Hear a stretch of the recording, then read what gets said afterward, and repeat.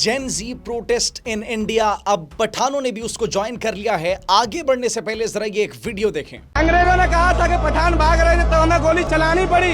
तब एक पठान के बेटे खान अब्दुल गफ्फार खान ने कहा था कि सरकार अगर किसी एक पठान की पीठ पर गोली दिखा देगी तो आजादी के संग्राम से मुसलमान उसी दिन पीछे हट जाएगा। और पूरे 5 दिन पोस्टमार्टम चला था और 76 के 76 पठानों की पोस्टमार्टम हुई थी और किसी की पीठ पर गोली नहीं थी, सबने गोली अपनी छाती पे खाई थी। आप गए मर जाए, कहाँ से हट जाएंगे।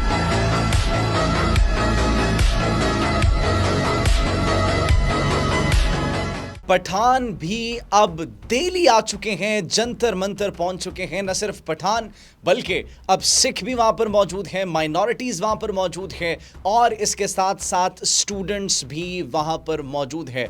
Despite of the colour, despite of caste, despite of religion, तमाम तर स्टूडेंट्स एक हो चुके हैं और नरेंद्र मोदी के इक़्तिदार को ख़त्म करने के लिए सब ने एक ही आवाज़ बुलंद की है। और वो आवाज़ ये है कि जब तक धर्मेंद्र प्रधान रिज़ाइन नहीं करेगा और जब तक नरेंद्र मोदी रिज़ाइन नहीं करेगा तब तक हम यहाँ से जाने वाले नहीं हैं। लाखों की तादाद में इस वक्त नौजवान और लोग वहाँ पर मौजूद हैं जिन्होंने नरेंद्र मोदी को जनाटेदार थप्पड़ भी रसीद किया। एक 15 साला बच्चे ने नाज़रीन जनाटेदार थप्पड़ रसीद किया। और वो थप्पड़ क्या है? वो 15 साला बच्चा नरेंद्र मोदी से सवाल करता है कि जब इंडिया एक डेमोक्रेटिक कंट्री है, तुम कहते हो कि ये एक डेमोक्रेटिक कंट्री है, तो फिर हमें प्रोटेस्ट करने क्यों नहीं दिया जाता? शांति से, अमन से प्रोटेस्ट करने क्यों नहीं दिया जाता? ये वो 15 साला नौजवान बच्चा नरेंद्र मोदी से सवाल कर रहा है। फिर सिर्फ यही नहीं बल्कि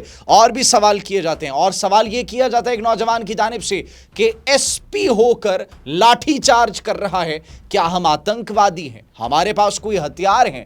इसका जवाब भी नहीं था उनके पास। फिर एक और सवाल किया जाता है और एक और बात की जाती है एक बच्ची, एक तालिब इल्मा की जानिब से, और वो ये कहती है कि बहुत से लोग पेपर खरीद सकते हैं लेकिन हम तो सिर्फ मेहनत कर सकते हैं।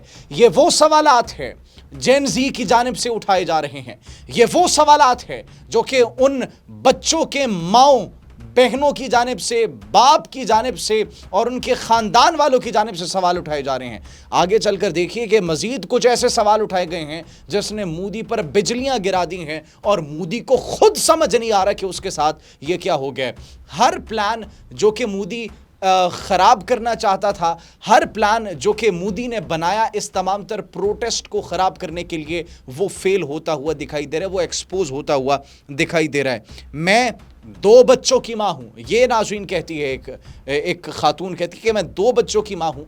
मैं अगर अभी नहीं निकलूँगी तो फिर कब निकलूँगी? जब ये बच्चे बड़े हो जाएंगे, ये सिस्टम मज़ीद करप्ट हो जाएगा, तबाह हो जाएगा, तब मैं निकलूँगी। अभी नहीं तो कभी नहीं। फिर एक बच्चा कहता है मैं बीटेक सेकेंड ईयर का स्टूडेंट हूँ, बस मारो मत, पीसफुल प्रोटेस्ट करने आया हूँ। लेकिन दिल्ली पुलिस को कहाँ ये बात समझ आनी है, वो तो मोदी के इशारों पर नाच रही है। फिर एक और वालिद जिसकी आंखों में आंसू थे, वो क्या कहते हैं? कहते हैं कि मेरे बच्चे ने भी नीट दिया था।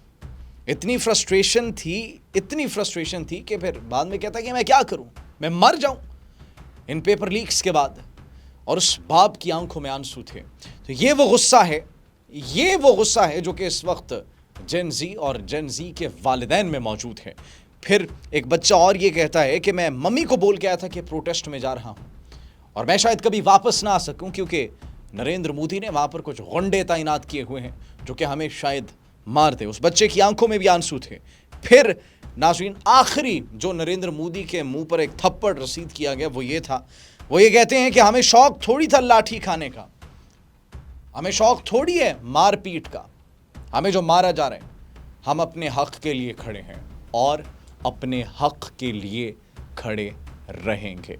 इसी के साथ नाज़रीन आप क्या सोचते हैं कि क्या ये प्रोटेस्ट्स, ये रेवोल्यूशन इनकलाब बर्पा कर पाएगा, कोई चेंज ला पाएगा या फिर नहीं? कमेंट सेक्शन में अपनी कीमती राय से ज़रूर आगाह कीजिए। मुझे इजाज़त दीजिए। अल्लाह निगहबान।